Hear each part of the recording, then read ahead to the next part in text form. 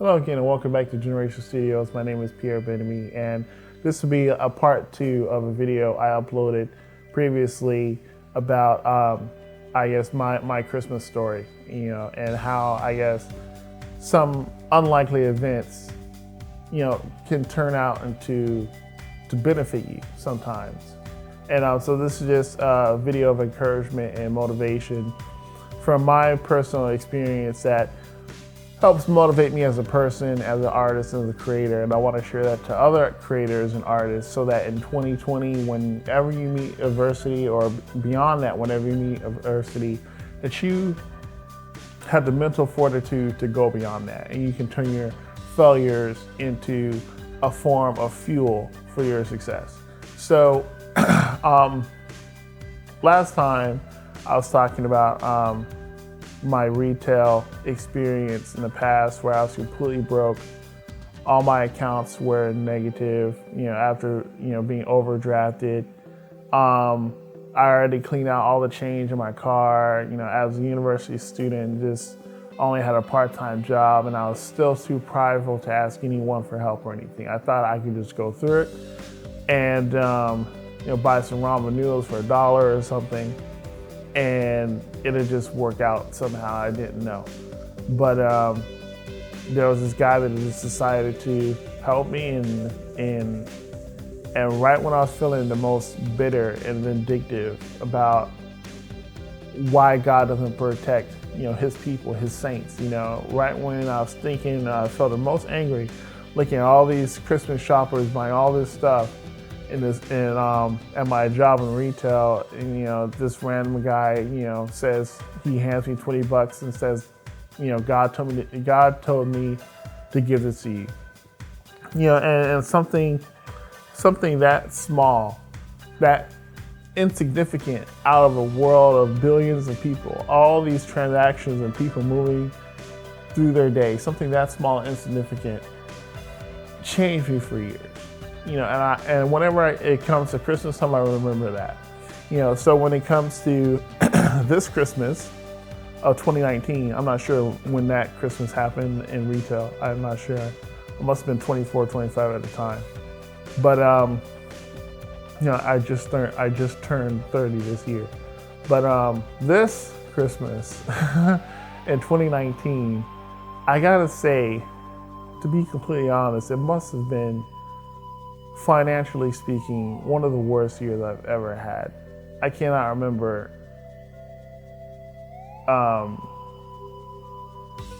really being in a worse predicament than I am at the end of this year, 2019. It's a few days before Christmas. But even when I had no money working in retail, at least I had a job, but I had a part-time job, and I was also a student, so it was, so it's like I had kind of more going on. I had a goal, which was graduation and getting my bachelor's in film. I had a goal, I had a destination. I knew what I was doing in life. I just had basically a small hiccup at that point in my life, and I just had no money in it. And that's very different from where I am now. But from this year, when I really look at this year, this year, I felt great. I felt very optimistic and everything, and I still do. But a few days ago, I was looking back, and I was thinking of, financially speaking, everything that I lost, virtually for no fault of my own. And I was thinking, wow, like, how in the world did this happen?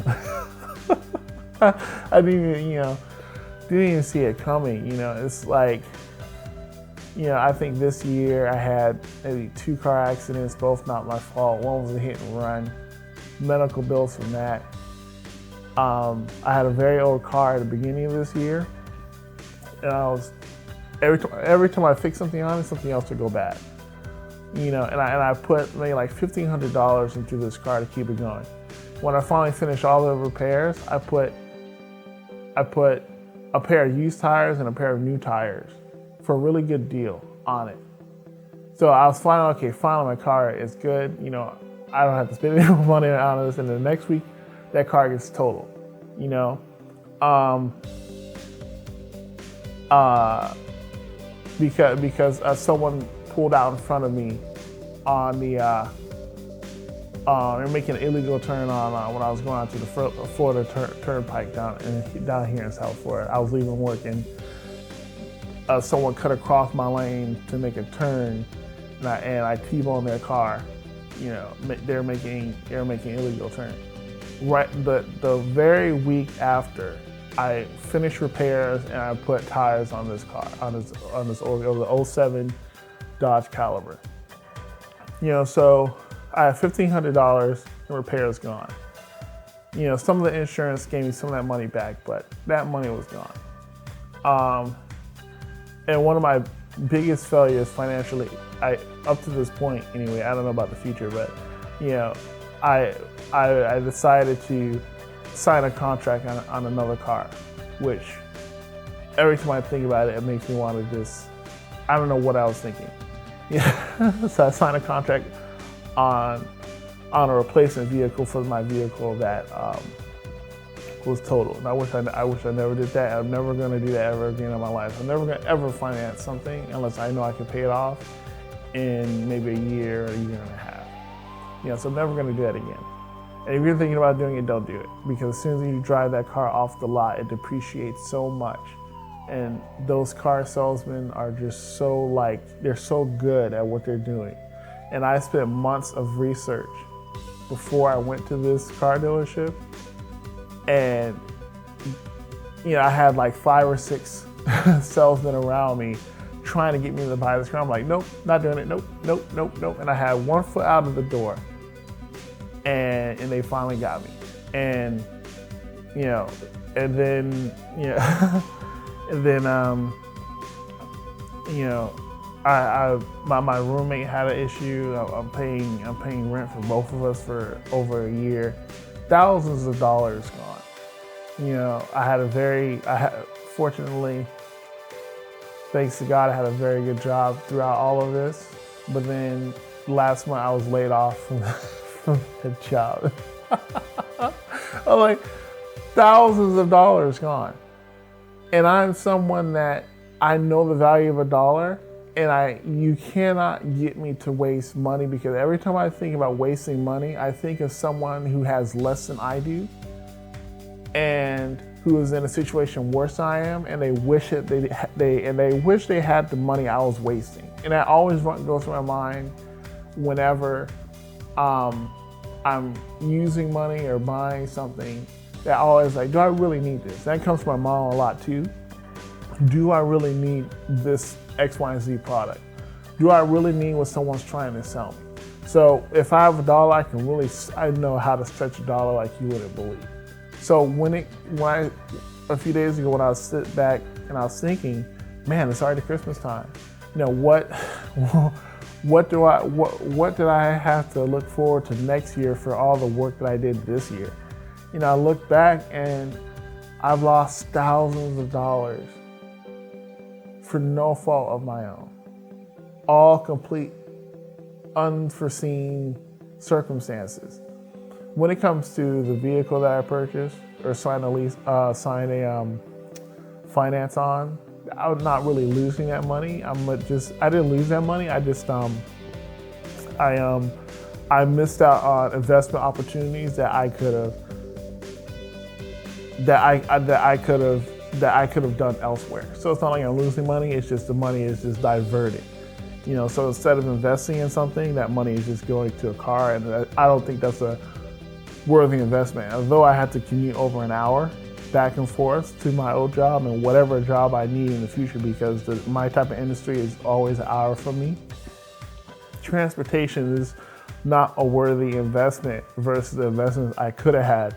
So it's like, because I financed a vehicle, which was completely my fault for doing, I still don't look at that as a loss of money. So I don't classify it as a loss of money. But everything else, the money I put into a car that was total,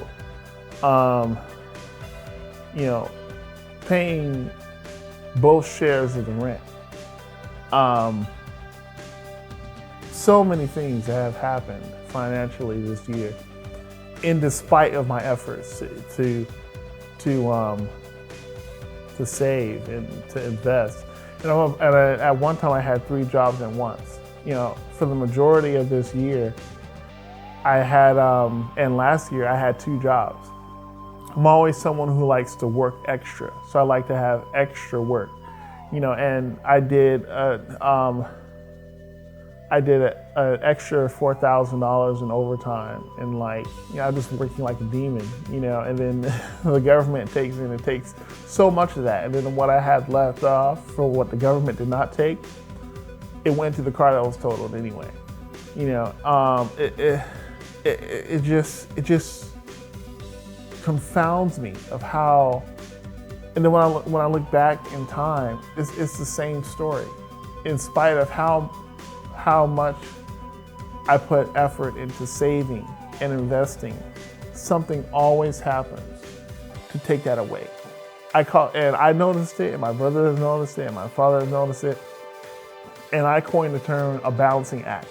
Whatever, when I was in university, I had a scholarship, or I had financial aid for the government because I couldn't afford schooling on my own. I only used exactly what I needed for school, and whatever I had left, I would save it in my bank account. And what my plan was, when I would, after every semester, I would save the extra part of this government money to buy whatever I need outside of school, and then I would just save everything in my account. And I was thinking, if I keep doing this, when I finally graduate university, I have all this money to help me get a job or travel to where I need to go, or if I need another vehicle or whatever it is, I would have all this money if I saved it. So I always started saving this money from every semester when I got the government financial aid. And then, and this was without taking any type of loans or anything, because my family just didn't have any means to support me in university. So everything was from the government. I didn't really have to take out any loans. But so I was always saving this money. I wouldn't spend on electronics, or I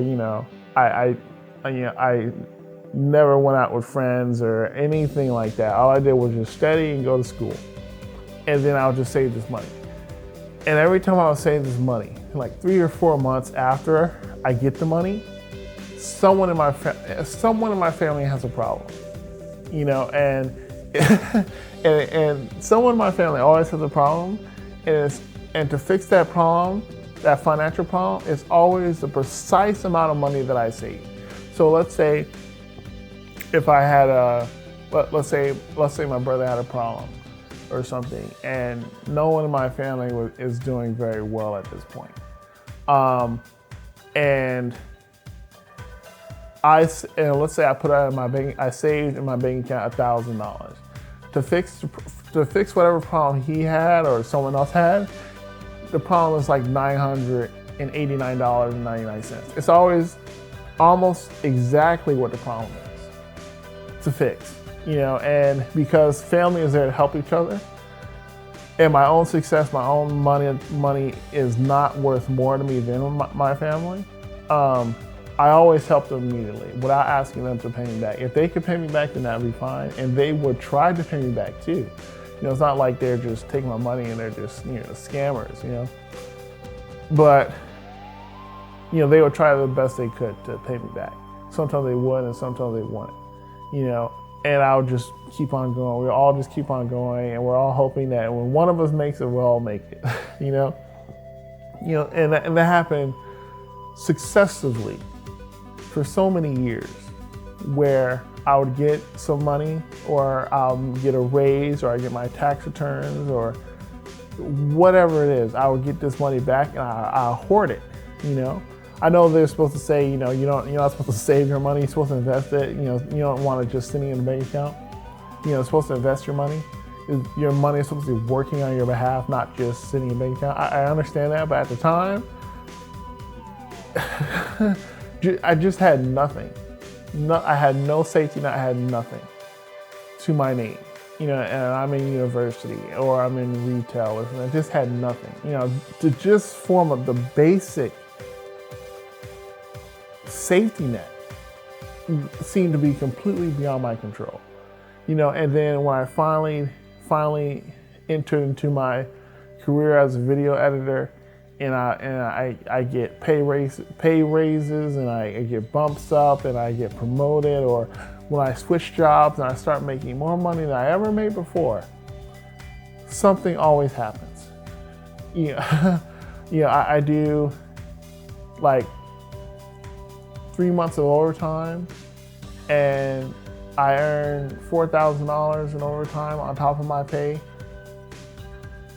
I have to pay both shares of the rent. I make money, and then I have to rent a vehicle when my last vehicle is totaled, and the insurance only pays part of the rental price. Something always happens. When my roommate finally gets a job and they start paying their rent again, then I get laid off from my job.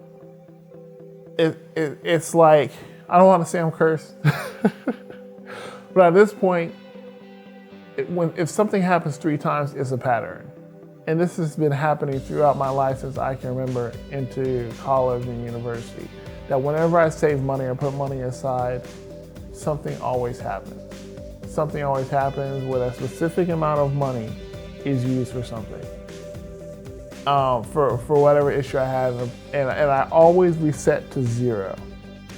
And I as a Christian, I think that's kind of God's influence, but because no matter what happens to me financially, I'm so glad that I have all my family members happy and healthy, and they have jobs, and they're still alive, and they're still going through life. So no matter what happens to me financially, I would never say, well, for $1 million, this person can go, No, it's like, if I look back in a year and I see a whole bunch of terrible financial mishaps that are completely nothing to do with me, or any actions that I took that happened to me and not because of me, I'll still look at that year as success, because I have all my family members safe and sound, at least as far as I know. So I would never replace that. But I gotta tell you, I'm starting to get a little bit tired of it.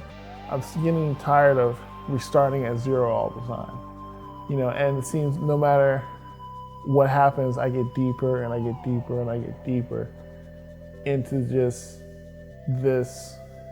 It's like quicksand, and I don't know what to do about it. And I'm someone that actually uses money properly, and I usually work at multiple jobs at once. I would do overtime, I don't live a flashy lifestyle, Everything that I buy, I make sure I get the best deal as possible. That's just the way it is. That's just where I am. And I don't know why. But as we come upon Christmas, I think about this Christmas and the Christmas back at retail when I also had nothing. I don't know. I sit and I think, and I just don't know. I don't know. But I just know 2 things. One, as a Christian, I believe and I have faith in God and Jesus Christ, that He has the best for me, and everything that is meant for bad, He turns to good. And the second thing I know is that as a creator and as an artist, I will not give up until I have created the art that I want to see. Until I see the films that I want to see on screen, I have to make them myself. And I will not give up until I produce, and share my art with as many people as I can, and take on the challenges that I need to do that, and die a happy old man knowing that, I reached the audience with my ideas and my creativity. And there was no one like me, and that there was no one like me coming in the future. That my art is unique, and that my art got through the corporate veil of the mass media, progressive, big business corporations, that I got through. So I guess my message for you going into 2020 as an artist is you're not the only one that's down on your luck. And being down on your luck is not an excuse or invitation for you to try any less hard, or for you to not imagine new worlds and new characters and new storylines for the future. Being down on your luck is just not enough. You have to, and it's a message kind of that you don't really want to hear, and a message I don't want to hear right now. But it's just not a good enough reason to give up. You still have to keep going. You still have to hone your craft, and you have to be the change that you want in this media industry that's so full of leftist, progressive propaganda that wants to silence free speech. And as an artist and as a creator, you have a responsibility to fight for freedom of speech, because that is precisely your role in the human experience. As an artist and creator, you are the definition of human free speech, individuality, and expression. So if you're not going to do it, who is? Humanity has lots of different types of people and professions that have different jobs advancing the human race. And your job is to advance new ideas, emotions, expressions, and feelings. And you do it through your art. So you have to do it. It's not an option. That's what you're here for. And when you're down on your luck, it's not an excuse to divest those responsibilities. So you have to keep going. I have to keep going. And if you do keep going, you will succeed. By just a matter of statistical probability, you can't always lose. You can't always lose. It's impossible. So that's my message. As we come up to Christmas, and Christmas for me is just a day, unfortunately. It's just another day. And I wish you a Merry Christmas. I wish you a Happy New Year's. And I hope that 2020 will be different. I really don't even remember if I even made a New Year's resolution last New Year's. I don't even remember, because every day should be a resolution for you to do something. So, that's the end of my rant. And I just hope that it changes something or does something for you. And that, you have to realize you're not alone, that there's people online to collaborate with. There's groups on Facebook that have lots of people that think and feel exactly what you do. So I hope that you collaborate more often in 2020, that you hone your craft as an artist and creator in 2020, and that you stay tuned, look on this channel for new opportunities and new ideas and how to express your creativity. So that's it for me. I hope you have a good year coming up, and I hope that you keep trying and keep fighting. So that's it for me. And I might make some more videos this week. I might not, because the holiday season gives me an excuse not to do anything. Yeah, so I'll see you guys later, and thanks for showing up.